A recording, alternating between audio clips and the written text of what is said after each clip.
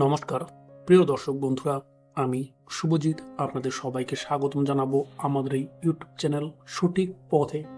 প্রিয় কন্যা রাশির ভাই বোনেরা, প্রিয় দর্শক বন্ধুরা, আগামীকাল থাকবে শনিবার, স্যাটারডে 20 জুন থাকবে। দিনটিতে নিয়ে কথা বলবো যে প্রথমে একটি অত্যন্ত শুভ জ্যোতিষীয় অবস্থানের কথা আপনাদের শেয়ার করতে চাই। কথাটা কেন বললাম দেখুন, কারণ বৃহস্পতি আগামীকাল অবস্থান করবে আপনার নবম ভাবে এবং থাকবে উত্তরা ফাল্গুনী নক্ষত্রের প্রভাবে। জ্যোতিষশাস্ত্রে নবম ভাবকে ভাগ্যের আশীর্বাদ, শুভ সংবাদ হিসেবে, ধর্মীয় পুণ্য হিসেবে, সম্মান হিসেবে, দূরদৃষ্টি এবং অপ্রত্যাশিত সৌভাগ্যের স্থান হিসেবে কিন্তু ধরা হয়ে থাকে। তাই আগামীকালের দিনটি অন্ধকারে কাছে এমন কিছু অভিজ্ঞতা নিয়ে আসতে পারে, অন্ধকারে যা হয়তো দীর্ঘদিনে ধরে অপেক্ষা করে থাকা কোনো ইচ্ছায় রয়েছিল। আমি বলবো যে আগামীকালটি সকাল থেকেই নিজের চারপাশে ছোট ছোট ঘটনাগুলোকে আপনি অনুভব করতে পারবেন, গুরুত্ব দিয়ে দেখতে পারবেন। কারণ হচ্ছে অনেক সময় বড় বড় সৌভাগ্যের দরজা আগমন কিন্তু প্রথমে ছোট ছোট কিছু সংকেত, কিছু সিগন্যালের মাধ্যমে কিন্তু সেগুলো দেখতে পারা যায়, প্রকাশ করতে পারা যায়। কারো কাছে বহুদিনের আটকে থাকা খবর এসে এই সময়কালে কিন্তু পৌঁছে যেতে পারে। কেউ কেউ এমন একজন মানুষের সঙ্গে যোগাযোগ করতে পারেন, দেখা করতে পারেন, যিনি ভবিষ্যতের কোনো বড় সুযোগের দরজা অবশ্যই খুলে দিয়ে যাবে।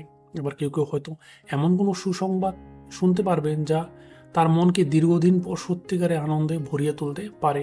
দেখুন, বৃহস্পতির এই অবস্থান অনেকের জীবনে কিন্তু আশার আলো অবশ্যই বাড়িয়ে তুলবে। তারা তাই যারা গত কয়েকটা সপ্তাহ ধরে মানসিক চাপ, দুশ্চিন্তা বা অনিশ্চয়তার মধ্যে রয়েছিলেন, ভুগে আসছিলেন, তাদের মনে কিন্তু আগামীকালে অদ্ভুত ইতিবাচক অনুভূতি কাজ করতে শুরু করে দিতে পারে। উত্তরা ফাল্গুনী নক্ষত্রে একটি বিশেষ গুণ থাকবে, বা গুণটি হলো মানুষের জীবনে কিন্তু স্থায়ী কল্যাণের পথ অবশ্যই তৈরি করে দিয়ে যায়, ক্রিয়েট করে দিয়ে যায়। তাই আগামীকালের কিছু কিছু ঘটনা হয়তো প্রথমে দেখায় খুব সাধারণ বলেই মনে হবে আপনার পক্ষে, কিন্তু পরবর্তীতে আপনি একটু সময় পরে বুঝতে পারবেন যে এটি ভবিষ্যতের একটা বড় সিগন্যাল বা সাফল্যের সূচনা কিন্তু হতে পারে, যদি আমি এটাকে গ্র্যাব করতে পারি বা আটকে ফেলতে পারি। অনেকের বাড়িতে শুভ সংবাদের আলোচনা এই সময়কালে হবে।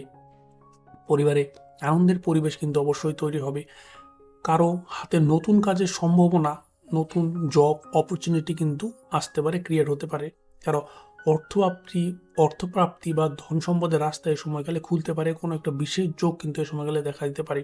আবার কেউ এমন কোনো উপহার, সম্মান বা সুযোগ পেয়ে যেতে পারেন যা একেবারেই তার কল্পনার বাইরে ছিল, সে ভেবে বসেছিল না বা তার কোনো ভাবনা চিন্তার বাইরে ছিল। বিশেষ করে যারা পরিশ্রম করে চলেছেন কিন্তু এখন পর্যন্ত সেই অনুসারে কোনো ফল পাচ্ছিলেন না, কঠোর পরিশ্রম করছেন কিন্তু ফলটা দেখতে পারছিলেন না, তাদের জন্য কিন্তু আগামীকাল কিছু সংকেত নিয়ে আসবে, কিছু শুভ সিগন্যাল কিন্তু আপনি দেখতে পারবেন।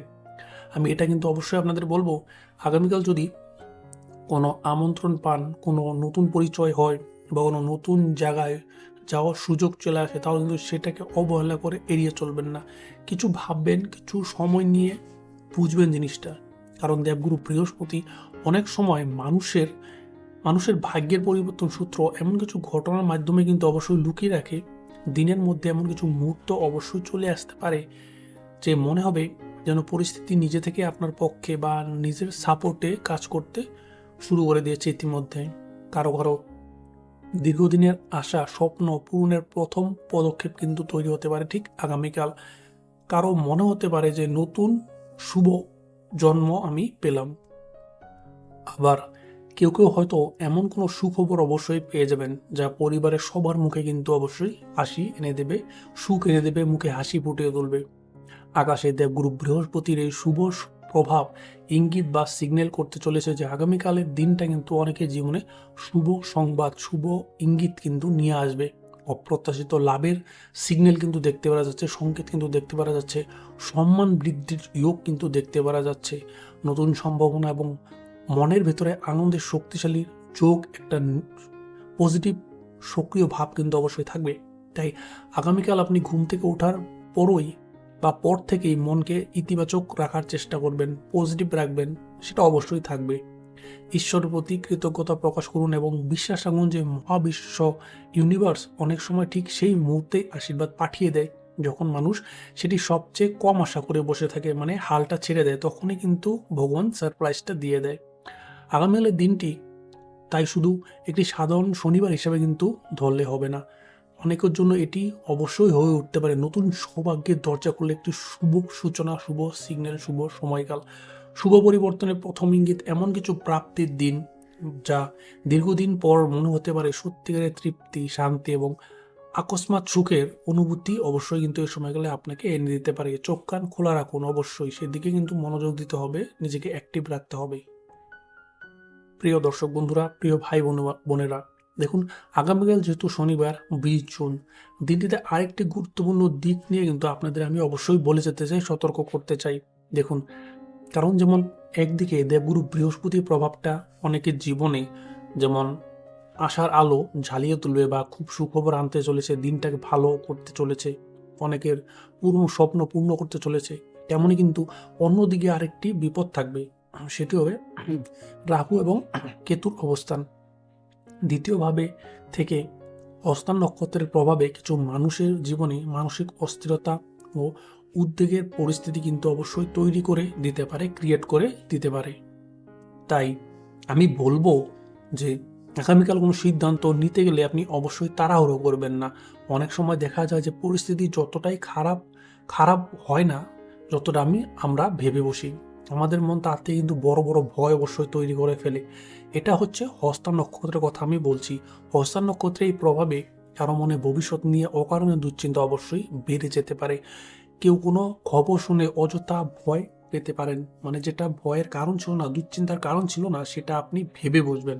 আবার কারো কারো মনে বারবার নেতিবাচক নেগেটিভ চিন্তা কিন্তু এদিক সেদিক ঘুরপাক খেতে থাকবে। বিশেষ করে কোন দিকে হবে, অর্থ, পরিবার বা নিজের নিরাপত্তা নিয়ে কিছু মানুষের মনে অনিশ্চয়তা অবশ্যই কিন্তু এই সময়কালে কাজ করবে। এমন কিন্তু হয়ে যেতে পারে যে ছোট কোনো বিষয়কে বড় সমস্যা মনে হচ্ছে সেটা আপনি ভেবে বলবেন, অথবা কোনো কথোপকথনে ভুল ব্যাখ্যা থেকে মন খারাপ অবশ্যই হয়ে যেতে পারে। তাই আগামীকাল নিজের আবেগকে নিয়ন্ত্রণ রাখাই কিন্তু সবচেয়ে গুরুত্বপূর্ণ হবে। দেখুন, রাগ, অভিমান বা আতঙ্কের মুহূর্ত নেওয়া সিদ্ধান্ত পরে অনুশোচনা কারণ কিন্তু হয়ে যেতে পারে।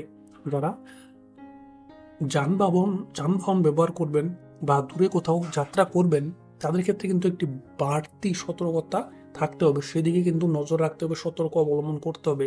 কারণ এই সময়কালে অসাবধানতা, অন্যমনস্কতা বা তাড়াহুড়া করে ছোটখাটো দুর্ঘটনার আশঙ্কা কিন্তু দেখতে পারা যাচ্ছে, সেই সিগন্যাল বা সংকেত কিন্তু দেখতে পারা যাচ্ছে।